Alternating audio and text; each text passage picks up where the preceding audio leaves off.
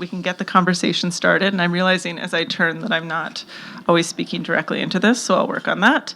As we've started all of these three conversations, we're going to ask this question to all of our panelists. As we begin to think about collecting for everyone, and particularly this trend, let's define mixed media photography for the audience. When you hear this term, when you read this term, what does it represent for you? And Elisabeth, I'll ask you to start. So I'm just going to talk for the rest of the time because I could take all of our time defining any term in our world. For me, it means an artist working with any kind of photographic medium. And so this is kind of where I could lose myself in how do we define photography, but let's maybe bifurcate it into lens-based, so something made with a camera, and alternative process or process-based, maybe something made in a dark room or another form without a camera. I would be inclusive of new technologies in that as well, because photography is nothing if not an ever-changing technology. And then combining that with something else, anything else. So that could be conceptual, but it could also be, combining photography with painting, with a craft material, making it installation-based, really opening it up and expanding it outward. Janice? I think Elisabeth has said, can you hear me? Yeah. Elisabeth has said nearly everything. I tend to think that photography is mixed media just by its own nature of what a photograph is and how a photograph is made and how many different techniques and materials come into making a photograph. Talking about lens-based work as well, sometimes the photograph doesn't even need to exist. For example, we were talking previously about Zoe Leonard's camera obscura, which there was one that was shown at the Whitney Biennial in 2014. Thank you, Elisabeth. When I had Murray Guy, we showed it in the gallery. So basically, you're looking at an image on the ceiling, on the floor, and on all of the walls of what is happening outside. And it's upside down, which is exactly the way a large format camera works. But there is no photograph involved in it. Obviously, there are people that make photographs with camera obscuras, but in this case, there was no photograph. It's just the experience of being within the camera obscura. And another artist I worked with is Moira Davey, who made her photographs, then folded them up to envelope size and put a postage stamp on it. And so part of the medium is its journey that the photograph makes in the postal system. They then get opened up and then displayed on the walls. There are many other kinds of ways of thinking about a photograph as mixed media in itself, but I'll pass this on to Kim to talk more. This hurts. Mixed media and I guess ideas are kind of interest to me. There's the internet and this other guy named Artie Verkant that I actually showed quite a while ago, who wrote a manifesto called Image Object Post-Internet, which I find kind of interesting to think about, considering you can think about Christian Schad in Shotographs and a bunch of other different people who have, I guess, mixed media. I don't know. Elisabeth said it really well, but I also think that there's something about the technologies or the internet that really revitalized that kind of idea of what mixed media is, I think, in photography. So, I don't know. I think that's it. That's all I have to say. I'm going to go to you. It's a little hard to be fourth on this question, but I'm going to echo my wonderful colleagues here to say that, mixed media photography, which I really enjoy working with because it's so expansive, for me is just any work that involves some sort of photographic element combined with other mediums, and there's so many ways that people are exploring how to do that. And will continue to as we explore this through, as we said, craft mediums or advancing technology as time goes on. So it's been a lot of fun to see how it evolves and what we see from artists out there. Thank you. I think that this is a great question that actually can grow off of what each of you kind of just defined, and it was actually a question that Elisabeth asked in our earlier conversation of, for your different organizations, for galleries or for institutions, when you're thinking about photography or lens-based art and what you're showing, what parameters are you using for those? What can contain them or not contain them, and when do you go outside of those containers? For specifically our topic here. Who wants to start? Go for it. Okay. So at the Robert Mann Gallery in 2014, we began looking for, exploring, and exhibiting artists who combine fiber-based mediums with photography. That was a really interesting thing that was born out of Robert Mann, the owner of the gallery's passion for photography, and his wife, who is a well-known fiber-based artist, joint interest, and starting to see how artists were combining these two techniques together to create something wholly new that talked about, completely different topics than we were looking at, was a really wonderful experience for us. So in 2014, we had our first exhibition of work that combined photography, embroidery, weaving, really any fiber-based medium. And then we revisited it in a group exhibition at the gallery in 2021 in a show called Photo Fiber. And we have had the opportunity to feature a lot of these works at art fairs, including AIPAD and at the upcoming AIPAD, which is really exciting. So we have begun in 2014 to look for works that combine these two areas. It wasn't simply about embellishing a photograph, but it was about using the two mediums to explore something much deeper. So, with one medium sort of informing the other. Do I have any images behind me? Yeah. So, Orly Kogan, who curated the first exhibition, the embroidered image that we had at the gallery in 2014. This is a piece by her, and it's such a layered and beautiful work. It's a self-portrait in photograph that she's painted and embroidered of her as the artist working on a portrait of another artist. So there's a lot to think about. The stitches in this work are really, to me, like brushstrokes, or, like the stroke of a pencil or a pen, to really create the image but add some dimension to it and, further thoughts on the concept. The other piece here is... I'm sorry. Hello. The other artist on the side of the screen is Ana Teresa Barboza. She is an artist from Lima, Peru, who is photographing areas around where she's from, which are endangered for multiple reasons, and the landscape is really rapidly changing. So she's photographing these areas, and then she's using textile and weaving materials that are actually dyed with plants that are specific to the region that she's photographed to kind of continue the map of the image and address the concerns of how this landscape is vanishing, essentially. We'll go institution next, and Sure. then and then gallery. So I've had the pleasure and privilege of working at two very different institutions that approach medium specificity incredibly differently. So at the Whitney, unlike many of our larger institutions, MoMA, the Met, curators are not asked to be medium-specific only curators. So in some institutions, you are the curator of photography and you only work in photography.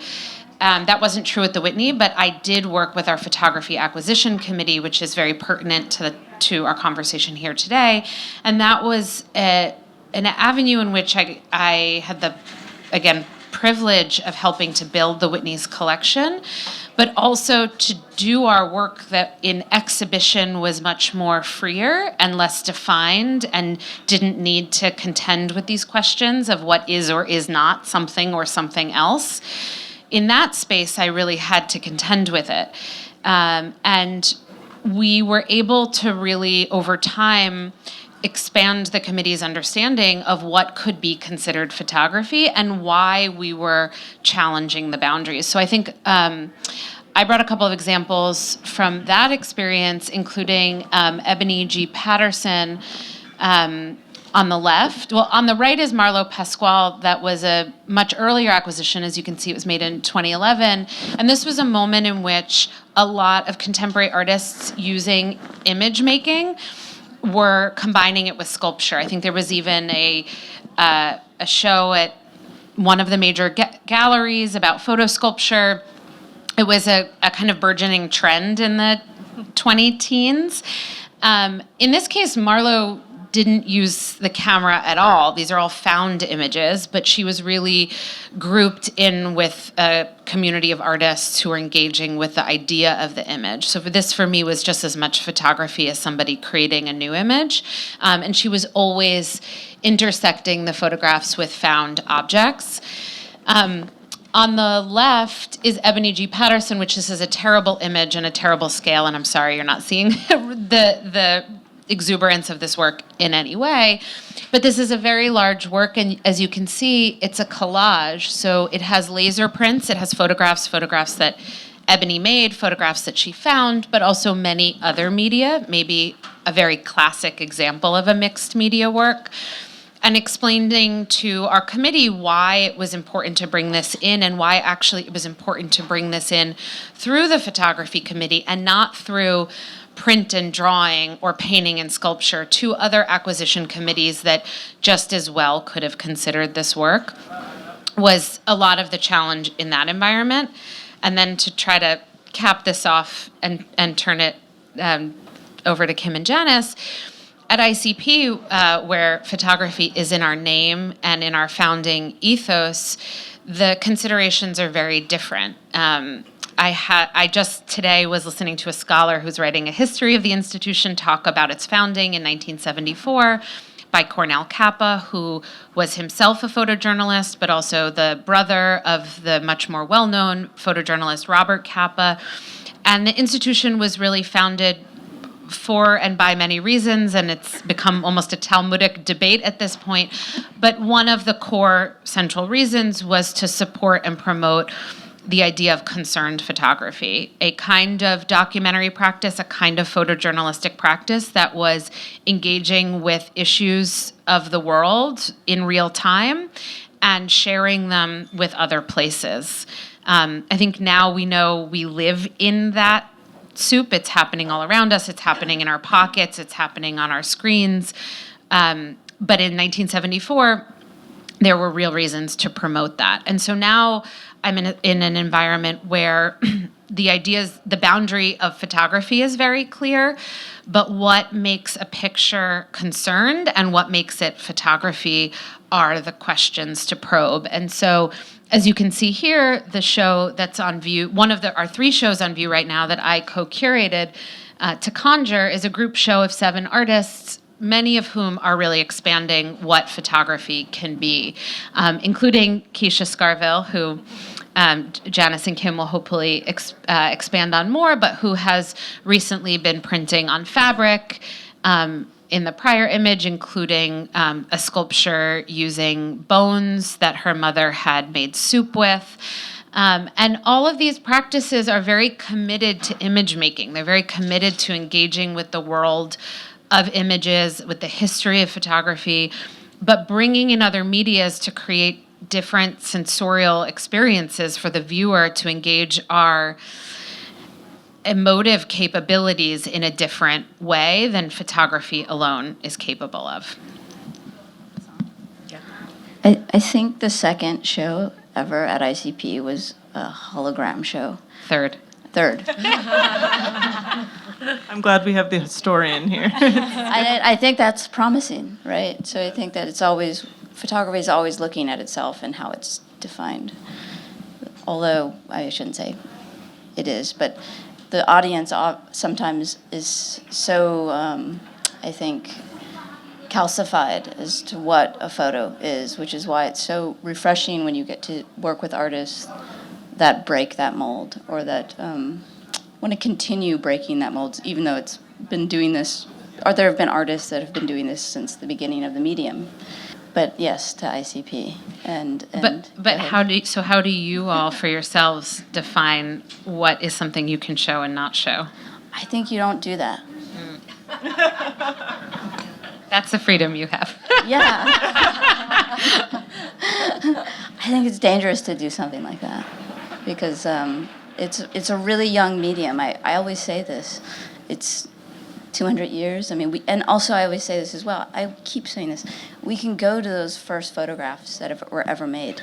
Yeah. We can't do that with painting. We can't do that with painting. We can't do that with any other kind of medium. We can, kind of, but yes, film, all the things that have come out. Just hold it closer. Hold it closer. Okay. Yeah. But yeah, I've in the almost 20 years that we've had the gallery, have had a real privilege of actually taking that construct of what photography is and really kind of expanding it. Even though, again, I don't feel like I'm expanding it because it's always been there. It's just the opportunities to have spaces to actually show that work becomes limited because, again, like this calcification of what photography is. But Keisha is a kind of a one of I mentioned Artie Verkamp because I do think that in 1988 when the Knoll brothers were inventing Photoshop, and then it's of becoming available in the early 2000s, really did something else to the conversation of photography.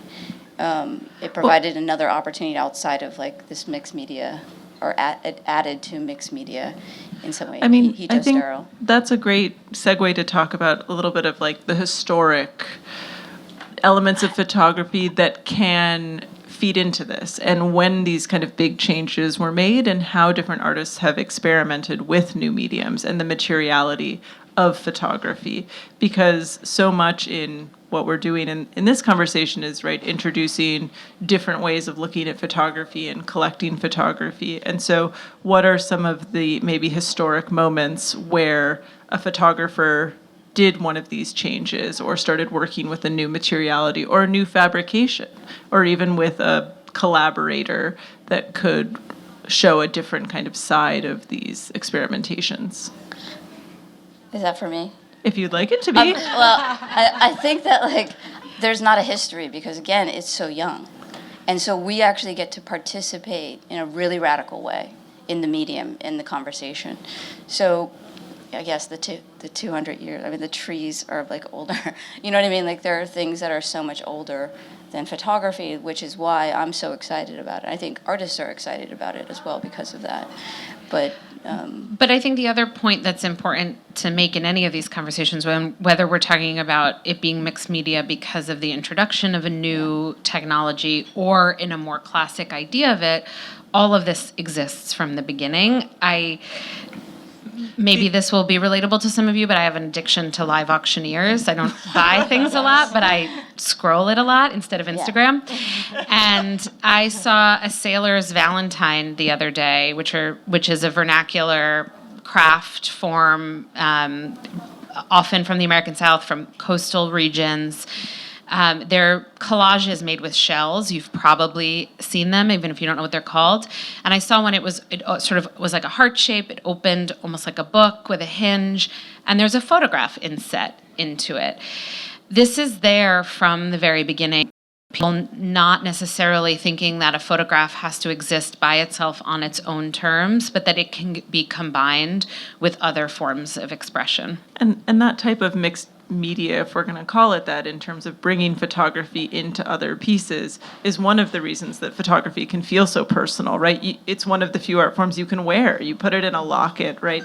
These different things that you can do with it. And so in terms of bringing in this new different ways of looking at it, right, or integrating it maybe into your life is a better way to do it, to discuss it maybe historically. And maybe we don't exist without photography. So, and that I guess if we mirror, it's not like we walked around with mirrors saying, "Here I am." We walked around with photographs of ourselves saying, "This is who I am." To meet somebody else, that was really early. But that goes like kind of into what show we're having right now with Keisha, with her father's passport. I believe is behind you. First passport photograph that she's taken when he took this picture when he was 16, And I want you to talk about this a little bit more. Yeah. She's better talking. So this was her father's passport photograph that he made when he was 16 because he wanted to work on ships. But it was also the photograph that was in his passport when he immigrated to the United States. And Keisha made a scan of this photograph, and then maybe not every day, but maybe once a week over 12 years up to now, she has been elaborating on these photographs. So they are painted on, they're collaged on, she has sequins in them, beads in them. I don't know if you can see here, the little circles could be hair. I haven't looked at that one very closely. And up to now, there's 300 and something, 320, 330 of them. And we're opening the show next week on Wednesday. So if anybody wants to come and see this major work of Keisha's that is ongoing, she's continuing to make them. And they're ways of her imagining what her father was thinking about, imagining what the spirit of her father was in coming to the United States, becoming an American. His life going from the history of the family, from having been brought from Africa to Guyana, and then from Guyana he immigrated to the United States. So all of these passages are using a passport, using an ID, which is, again, one of the forms that we identify ourselves. We all have a passport or some form of ID that has a photograph that we carry around with us to make sure that everybody knows we are who we say we are. The ID photograph. And everyone should buy photographs.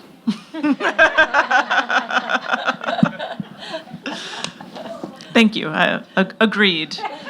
Either at a gallery or maybe at an art fair in April from one of the galleries. In fact, you probably already have and just don't really know. But this is, I think, actually, Kim, you just said words out of my mouth. I was going to say, you're already collecting photography, right? You've been collecting photography your entire life with every snapshot you have of family. And one of the things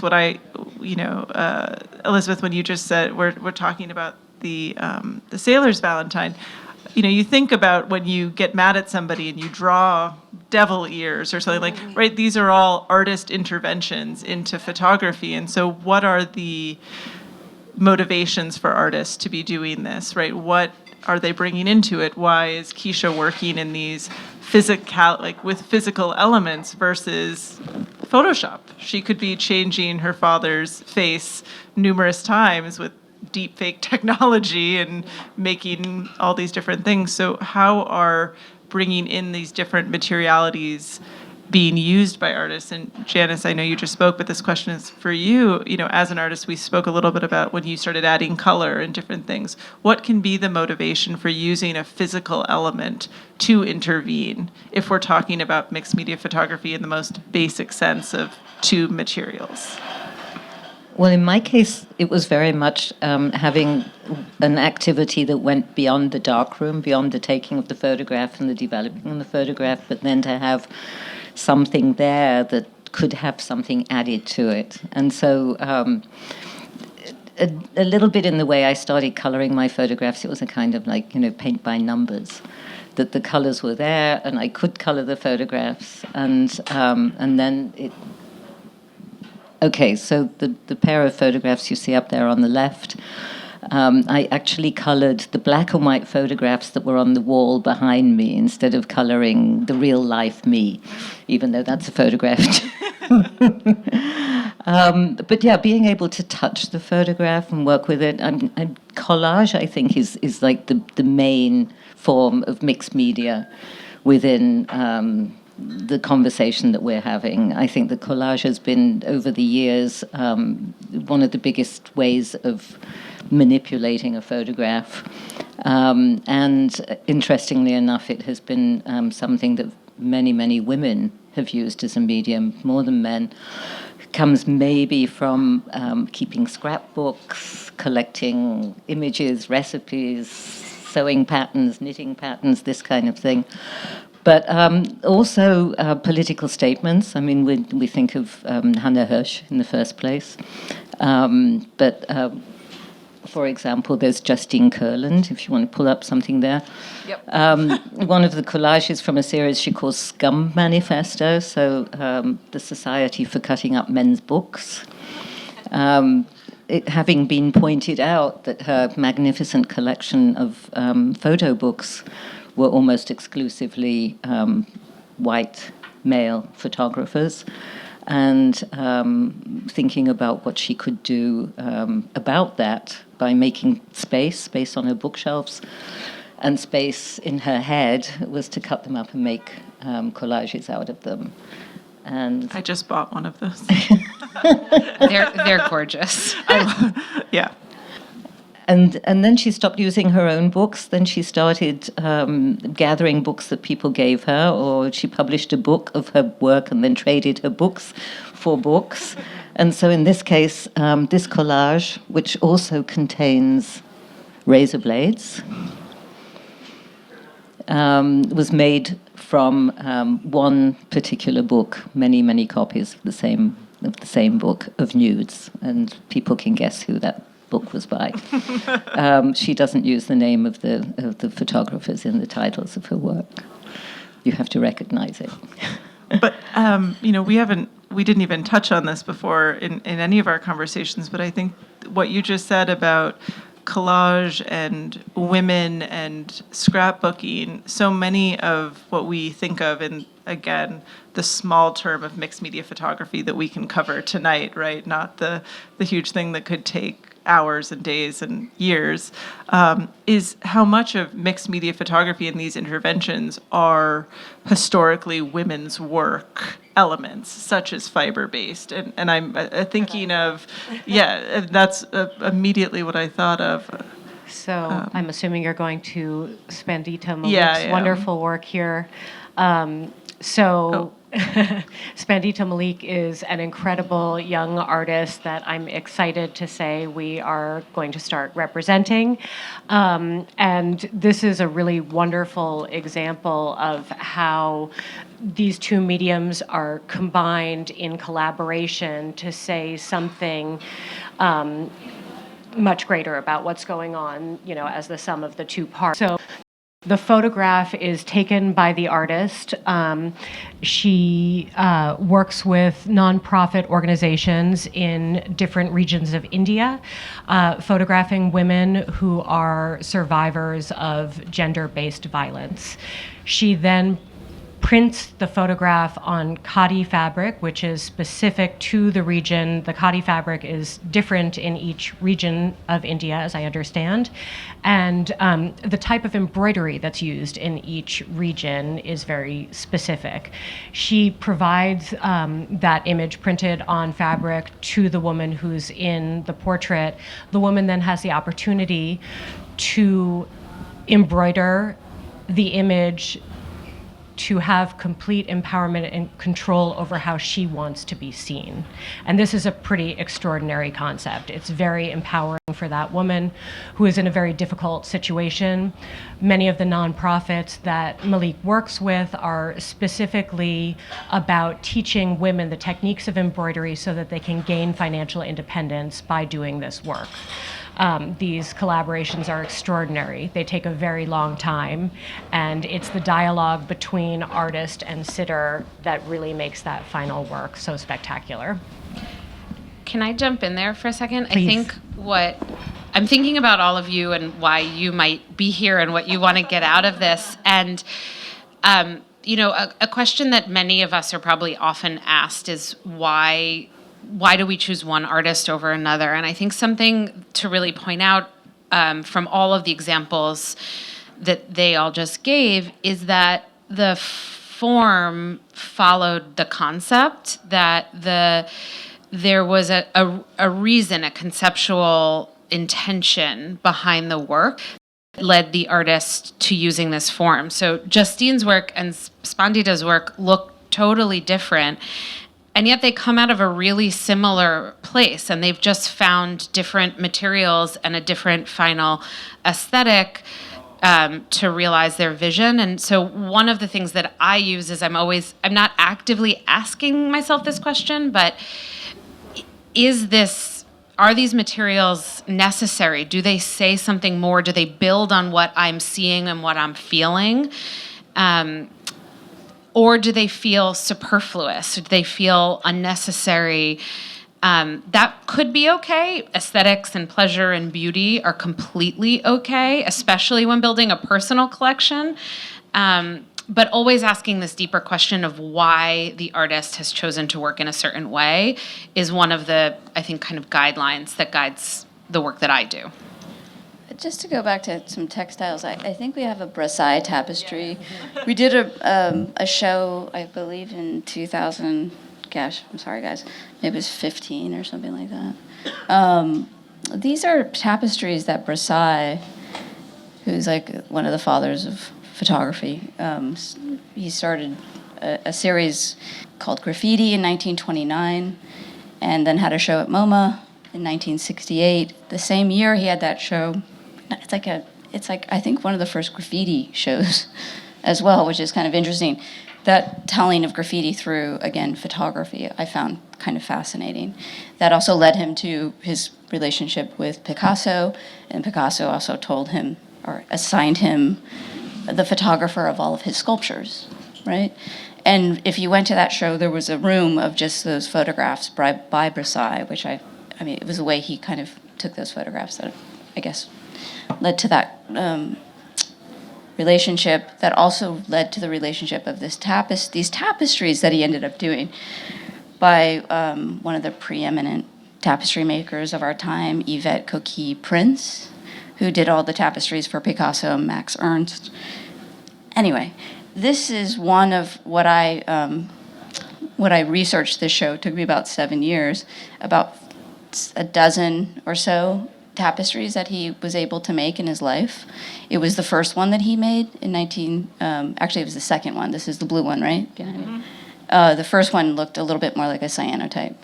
And so I had two of them together. And by the way, this is 10 feet by 5 feet. And so he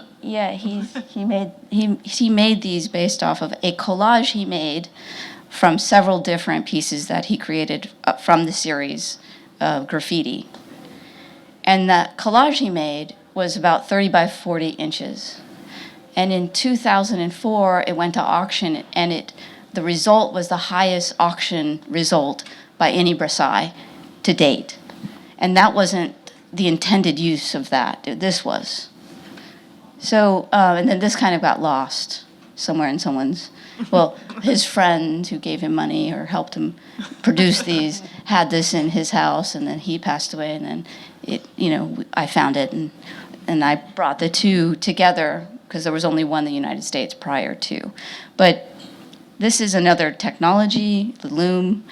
It's about creating. It's about photography, even though there's no photography in this, but all of these images are fairly well known, which then kind of brings me back again to the internet and something like Kate Statue, for instance, who might ever take a photograph, but is constantly collaging. And I don't want to lose anybody, so I'm going to get into the sticks.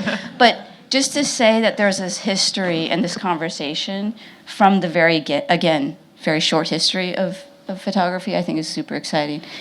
Well, and also the Jacquard loom is the precursor to computer coding. Yeah. So. Yeah. So this was a really important show that we had at the gallery, and something that actually so many scholars of Versailles just didn't even look at prior to the show. And in fact, after this, I think that's what's so interesting about this is that this is something. And who am I? I don't have a PhD. I'm not smart. You know what I mean? Like, I'm just somebody. This is something that. And this kind of keeps going, what keeps circling through my mind is that this is actually the first male artist that we've talked about tonight. Yes, male. And straight. And straight. But also that the thing that was forgotten is the one that was created on a loom that is a female kind of craft idea. and that's what was forgotten, right? Anyway. What was you don't- mean with I- Yvette Coquille Prince, or No, I just mean that you're the saying that this tapestry. is the tapestry part, right? Versailles hasn't, no other aspect of his career has been forgotten. Oh, I think I'm lost a little bit on that. Okay. but- I was Anyway. having the same thought that he did something that was adjacent to women's work Yeah. and it got forgotten. Yeah. Oh, yeah. Like. Thanks, Elizabeth.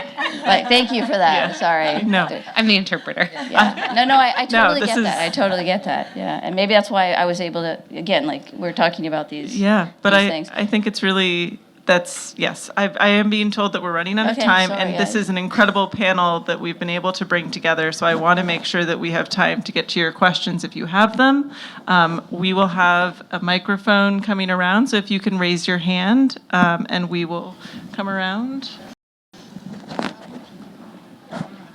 Oh, okay, here, oh,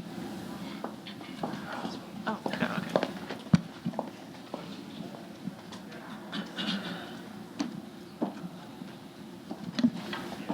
Thank you. For each of the panelists, is there a particular artist, a photographer, or even a particular image that you are so passionate about that it gets your heart racing and you look at it and you think, that's why I do this? For each of you. And please hold the microphone up to your mouth. I mean, I'll just answer for all of us and then, yes, how long do you have?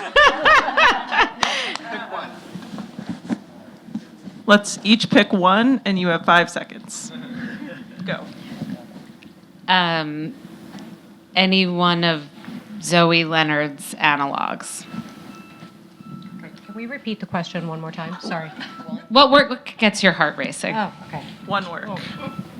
Jeez. I could never pick one individually, but I'm just thinking of some of the pictures that we have here so we know what we're talking about. There's this work by Sheila Pinkel.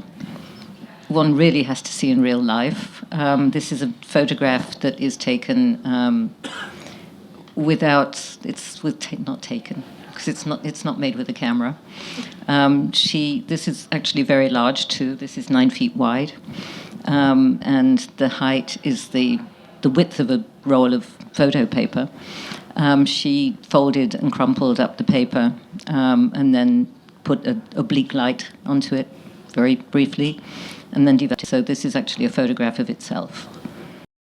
The paper is a photograph of itself. That gets my heart racing. I don't know why, but it does. I can't do this. I can't. That would be too difficult. Also, I might get in trouble as well if I say something like that. But I think it's like the ideas that were lost that kind of, for me, for anyone who's, again, like Sheila Pinkel is someone, or even if they're established, like Versailles. I'm not really interested in what everybody knows about Versailles. I'm more interested in what we don't know about Versailles. So that tapestry was, to stand in front of those 2 tapestries were pretty extraordinary. And so many other artists. I would say like every artist that I've ever shown is basically, that's kind of been the core of that. Yeah. Yeah, this is a very hard question, and I feel like my answer could change monthly. But today, the picture that gets my heart racing is one of the pieces by Spendi to Malik, because I'm so intrigued by this concept of collaboration and how that really evolves the idea in the artwork. Sorry.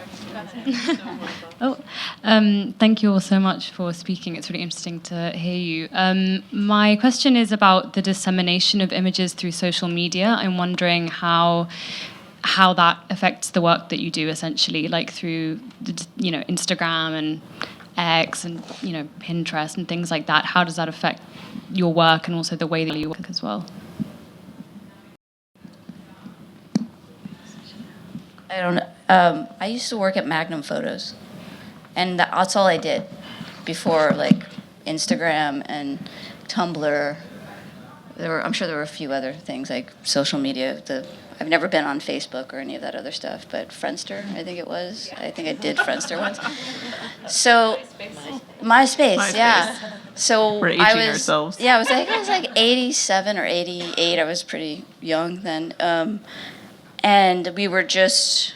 And this is, I'm sorry, I'm going to go kind of back into like, I would call first I'd go into a library, a physical library, I'd do research, and then I would put those fiber prints made by the artist in between cardboard, put rubber band, call a messenger, and then we would actually get on the phone, and that was like technology. We were talking about the photographs back and forth, about the article, the photograph, the intended use, all this other stuff, and then it just happened that the leg of the 21st century and the 20th century, this computer thing started happening, and then the internet thing started happening, and all these other things. And I don't think there's enough. I don't think we've seen even what we're going to. This is like nothing. This is again like peanuts compared to like what's going to happen. I don't think there's. I think it just gets bigger and bigger and bigger, and kind of goes back into like the new vision in some way, as to like how educated we are in terms of the legibility, how we read photographs. That's why again, I believe that's a totally different conversation. But how does it affect a gallery? Maybe there won't be galleries. I don't know. I'm okay with that. We're Yeah. She might not be, but it won't be a fair if there are any galleries, so you won't be worried about it. But yeah, I think that's a valid. But there'll still be photographs. There will be. Someone came in and actually, that Sheila Pinkel actually asked me, "Can I pay? Can I buy that with Bitcoin?" And that piece was made in like 1975, and I really had to go like, "Huh?" I was like, that was the first time that happened. So I would imagine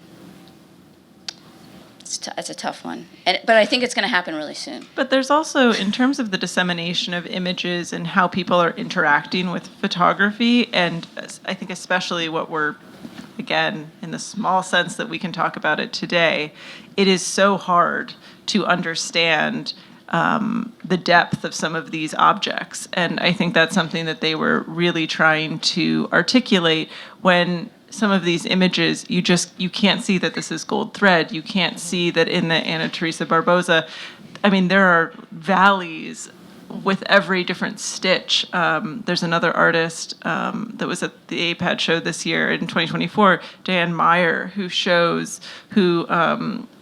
embroiders photography of the Berlin Wall, and she removes where the Berlin Wall is and she sews in where it was, but there are also holes of where there were holes into, and those are just things that you can't see on Instagram or on X or on any of these, and it's why you go into the galleries, it's why you come to the fair, of course that's what I'm going to say, but it's why you go to ICP, it's why you have to go and stand in front of those bones with Keisha's, because it's really impossible. And as a platform for galleries, which is really what AIPAD is at the end of the day, we're trying to show more and more of our galleries online, and it's impossible to do correctly sometimes, and so it can be really hard. Well, and actually, I'd just build on that quickly and say, I actually think that what we're talking about today is almost easier because you all know you're not seeing it. You all know that this is not the full experience. During the deeper phases of the pandemic, I opened my Dawood Bey retrospective at the Whitney I got my first vaccine like during install. And so we were still in it, and we didn't do a public opening, and we didn't have dinners. And I had the experience of doing public programs and showing slideshow after slideshow after slideshow of this work that is really straight but very nuanced, complex photography that has scale, that has materiality, that has depth of the way it's printed. And to really feel that on Zoom, on social media, on PowerPoint, these things are translating less because you are not as aware of the fact that they're not the real thing. Because you see the real thing on a screen. Sometimes a photograph is screen-based. I think we just instinctively don't turn on that switch of like, oh, this isn't real. I'm seeing a simulacrum. I'm seeing something that exists in real life. And so I actually find communicating the presence of photography as an object and the necessity of being in space with it, of owning it, of collecting it, of exhibiting it, to be so much harder in this moment than it used to be, and harder when it is just traditional photography. But I also think, if I might just add really quickly, that I agree with that, and there's never going to be any substitute for seeing the object in person, but we are able to reach farther and wider, hopefully encouraging people in to see the object who might not have been exposed to it otherwise. And that's always going to be a huge benefit as this evolves rapidly, of course, over time. But it does give us access to people and promotes an artist's work on channels and to people that we would never reach otherwise. But I had a question for you. Like, what was the actual, beyond distribution, was there a specific part of distribution that you were interested in discussing? Well, I guess I'm a journalist and I'm an online editor. So, and my job is like one of the newest jobs that probably can exist, other than like an AI developer or something. So it's interesting for me because I'm working with a new medium, a new art form, and a new technology, which is like the social media space, the websites. And so I predominantly view images online, and as much as I want to go in and see everything, I can't physically. I can't see everything in person. And there's also something to say about accessibility as well. Like, not everyone can, like, I'm lucky enough that I work in the industry, so I can see most things for free, but I'm aware that most people have to pay. But I'm from London, and in London we have to pay quite a lot of money to see photography. So for a lot of people, especially in a city like New York or London where everything is really expensive, it's just simpler and easier for people to look at images online. And I wonder how that devalue the work that people are making. I mean, a lot of young photographers use social media to share their images precisely for those reasons. But then I wonder how it just brings up a lot of questions for me. How are they going to progress then through the industry, and how are they going to learn how to value their work later on when they end up wanting to sell their work? Is that kind of dissemination going to devalue their work? I think would probably, just from this conversation, maybe think of like the music industry, because like not everybody's going to go see a live show, but they're going to definitely stream that. Mm-hmm. And so I think that this is like a mode of like market that we're talking about. Yes, that's kind of that for me. That's kind of what I see happening in some ways, but that doesn't mean there's not going to be these kind of highs and lows, like these lefts and rights. There'll be less middles, unfortunately, as Bjork would say. Like it's killed music, So that's why it is important to have galleries and curators and museums and community. I don't think that's going away, but the market will change. It always does. And you can go to their spaces for free. I wish I could say the same about mine, but you can go to their spaces for free. It's not free for us, but that's how I was going to close that question. Visit galleries. Yeah. Yes. But great. We have another question. Thank you so much for that. I'm very encouraged by what happened today because I've not collected photographs forever. And the reason is it's always like one print of 300, one print of 500, one print of whatever. And I don't see the value in that. I see the value in one-of-a-kinds. And what I noticed tonight was these are all like one-of-a-kinds. But Andy Warhol's aren't. Right. Exactly. That's a market thing, but I get what you're saying, and it's a super interesting conversation to have. Exactly. And one how do you create value? Hopefully have it another time. But exactly. Yeah. Exactly. But did you have my only question was about how do you create value in today's world of photography? Like how demand. do you? Is it just one of a kinds? Is that what's creating demand? It's demand. Yeah.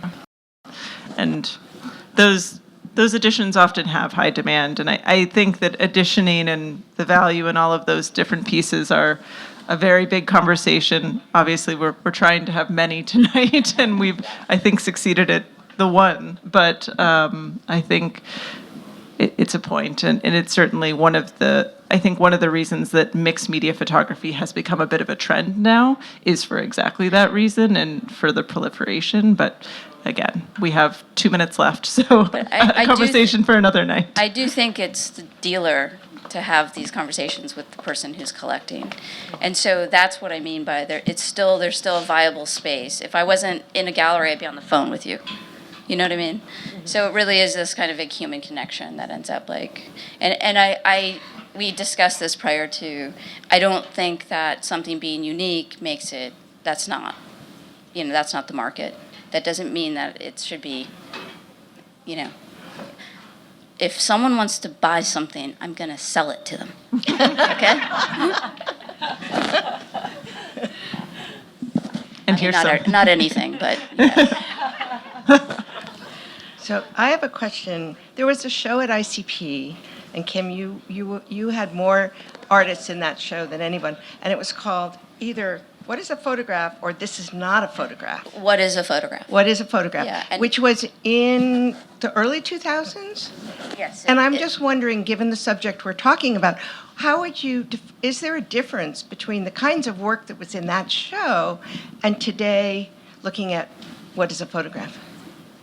No, well, yes, because again, that was a moment where I think the internet really played, and Photoshop really played a role in the conversation of what a photograph was. And when Carol came to me, asked me about the artist that I was working with 10 years prior to that show happening, I said, oh yeah, I'm done with that. So that show is I was done with that because like that moment happened. It happened so quickly to get to this internet kind of Tumblr situation. People don't see what's coming often. Can I give a little context on that show? Yeah, sure. So, just so you all have a picture in your mind's eye, there was, I don't know, it was late aughts, early teens, and it was a show of a wide range of artists who were all experimenting with photography and with photography materials in a way that might not look like photography. You might, in fact, she was not in that show. She probably was still in high school. But Lotus Kong, who was in the last Whitney Biennial, this is a terrible picture. This work would have fit squarely in that show. Now back to you. Yeah, and I think Charlotte Cotton also did opening up the Bowery space was kind of, again, that. So, yeah, I think that was happening. I just happened to be the right age. I just happened to be meeting the right artist. I just happened to be interested in what was happening in the world at that time. And a lot of people were like, what?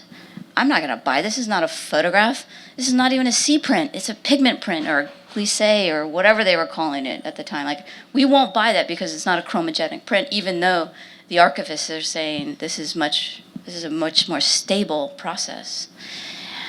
I'm pretty sure that I had a Jessica Eaton show, she uses very traditional modes of photography, analog photography, to achieve her photographs. But she had switched over to drum scan and a pigment print, and I knew the caliber of her work, the quality of her work, and the worlds that she was straddling physically in photography, and I was like, oh God, I can just make a JPEG and put it on my website. And I put together the show, and I put the images on the website, and I sold everything. She said, I haven't even made these prints yet, Kim. I'm so pissed off at you that you sold everything. But I knew what I was selling was, she's like a perfectionist, and so I knew what I thought an artist would think a good photograph would be. She and Ansel Adams had a lot in common, in terms of her sense of quality. But yeah, that was a weird time because nobody else was, and I had to get on the phone actually to sell that work because it was her first show. So the gallery for 20 years has routinely or consistently had first shows of all the artists that we work with. That's another thing. And Versailles had a show, but they were tapestries. They had never been shown in a gallery before. So I think we have time for one more question. if there is one. And then we have to say goodbye to this incredible panel. I think you've brought up and spoken about the tooling of mixed media, and especially Photoshop and the internet, and how those have changed photography fundamentally. Maybe as a closing question, looking to the future, what does generative AI mean for photography as a tool, a threat? What does that say to what images are and the skill and craft of making them? Loved how Kim followed up on our social media question. Can I follow up and just ask for a container? Are you asking in the art context, for all of photography? Because I think these are very different ways of approaching the question. Yeah, so I think specifically in the context of art here, what is it something that you would consider mixed media a tool that you can validly bring in, and to what extent, and how does that alter the process? I love that, because for me, that's the easiest answer. Of course. Artists will always metabolize and incorporate whatever, a new tool, a new technology, literally trash on the street. Great artists have used trash on the street. So of course, it's going to be. How it will be, we don't know yet, because it's too nascent. What we're seeing so far, I think, is mostly like the baby's first coos, and we haven't seen anything mature yet. But it will come, and they will figure it out, just like every single other media through the history of humanity has been figured out as a form of creative expression. And also, I think photography specifically is so experimental, and as we said, it's such a short history, but it's also a technological history, right? Every single step forward or backwards or sideways or whatever cyclical you want to say about photography has taken all of these new things in. But I think it's also something that, this question keeps AI in general, right, it's on everybody's mind and it keeps coming up. But it also goes to the earlier question about accessibility. AI can be such a tool to make different things accessible to people that might not have had access before. And so I think we're already seeing photographers and organizations use it in that way, to bring in new audiences that might not have been able to before. That's right. But maybe it's not going to do much. Sorry, guys. I have to say, I think about Jennifer in Paradise, right?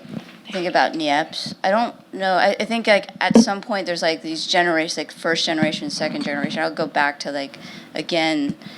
I don't know if it's so new. I think the idea is, but what it, I don't know. It might be there's a ton of cryptocurrency out there, but I'm not buying it all. It's also based on only old, right? Yeah. It only Yeah. learns from the old, and so how new can it ultimately be? I don't want to be negative about it, but I almost wish we could, for just a second, fast forward 20 years and see what that conversation is, because I think 20 years ago and the conversations that we had about Photoshop. And I think it's going to be really interesting to see how it evolves. Like you said, maybe nothing. Or maybe it's a totally fascinating conversation. Or maybe there's something totally new at that point. We're like, oh, AI, forget that. Sort of like we don't worry about the involvement of Photoshop anymore. People used to discount works because, they didn't like that they included Photoshop. So it'll be, I would love to press that little fast forward and see what people are saying in 20 years. I think it's also kind of the perfect question to end this conversation on, because, right, we're talking about mixing photography with all of these different things. And so who knows what's next, and who knows what the next media or medium or materiality of it is. But we are very over time. So I really just want to, please don't apologize. This was a fantastic conversation. I want to thank our panelists. There's 3 exhibitions on at ICP. You guys are opening. Them. Yes. Higher Pictures is opening an exhibition next week. Robert Mann has a fabulous exhibition up in Chelsea, and come see us in April 23rd through the 27th at the Park Avenue Armory. Robert Mann and Higher Pictures will both be exhibiting. Jessica Eaton will be exhibiting there. And thank you so much for joining us tonight, and we hope you'll join us again in March for our next one. Thank you.